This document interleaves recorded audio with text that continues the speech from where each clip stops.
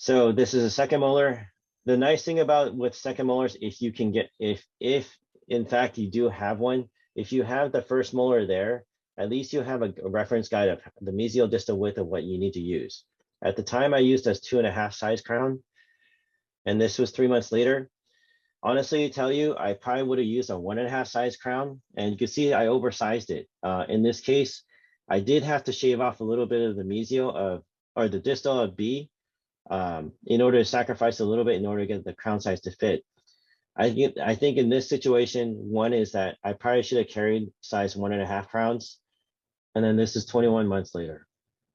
Still looks great, but again, I think if you look at the relationship of size, I probably oversized it at that point in time.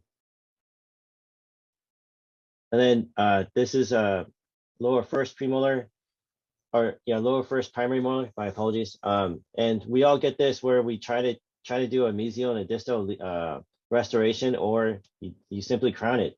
And in this situation, I ended up crowning it. This is a very ideal non-space loss case where I didn't have to pulp it.